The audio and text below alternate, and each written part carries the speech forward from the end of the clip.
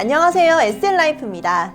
오늘은 2025년 달라지는 K패스에 대해서 알아보겠습니다. 채널 고정 SL라이프.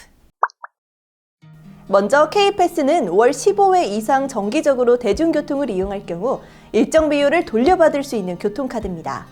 2024년 5월부터 시행한 K패스는 연말 기준으로 벌써 265만 명을 돌파했다고 하는데요.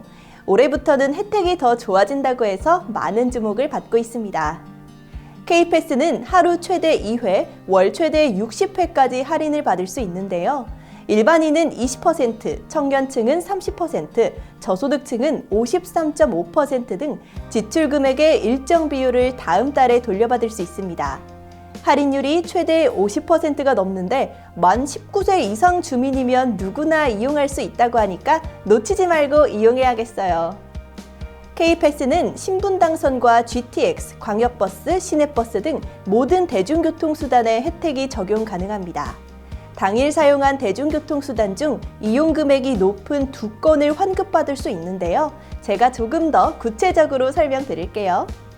예를 들어서 얼마 전에 개통한 파주에서 서울역의 GTX A 구간 이용 시 기본 요금이 4,450원이 부과되기에 이후에 지하철이나 버스를 타더라도 요금이 더 높은 GTX A의 탑승 요금을 할인받게 되는 것입니다. K패스는 이용자 수가 벌써 265만 명을 돌파하는 등 많은 분들의 호응에 힘입어서 정부가 올해부터 K패스 혜택을 확대하겠다고 밝혔습니다. 바로 다자녀 가구 유형 신설인데요. 총 자녀가 2명 이상이며 그중 1명 이상이 만 18세 이하일 경우에 해당합니다. 자녀가 2명일 경우에는 30%, 자녀가 3명일 경우에는 무려 50%까지 추가 환급을 지급하게 됩니다. 그래서 교통요금이 2,000원을 기준으로 자녀가 2명일 경우 600원, 세 자녀일 경우에는 1,000원을 환급받게 되는 것이죠.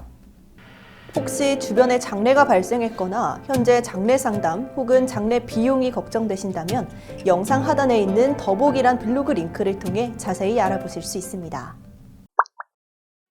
제가 더 자세히 대신 계산해 드릴게요. 자녀가 3명인 경우 요금 1,500원인 대중교통을 60회 탑승하면 매달마다 무려 27,000원의 혜택을 받을 수 있습니다. 단 자녀 2명 중 1명이 만 18세 이하인 부모에만 해당된다는 점도 꼭 기억해 주세요. 즉, 자녀가 2명 이상이어도 자녀가 모두 만 19세 이상 성인에 해당된다면 할인 대상에서 적용되지 않습니다. 올해부터는 K패스 참여 지자체가 기존 189개 기초 지자체에서 21개 지자체가 추가로 참여해 총 210개 기초 지자체로 확대됩니다. 아울러 경기패스, 인천패스에 이어 광주광역시, 경상남도도 1월부터 지자체 맞춤형 K패스를 시행해 지역별 혜택을 확대하기로 했습니다. 특히 K패스 참여 카드사도 기존 11개 카드사에서 13개 카드사로 확대해 이용자들이 선택할 수 있는 카드도 27종에서 32종으로 늘어날 예정입니다.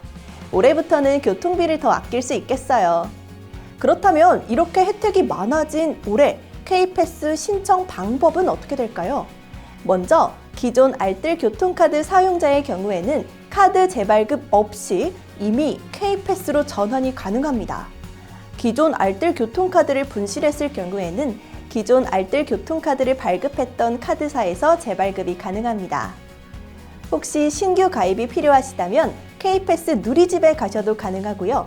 13개 카드사의 모바일 앱에 접속하셔서 쉽게 가입하실 수 있습니다.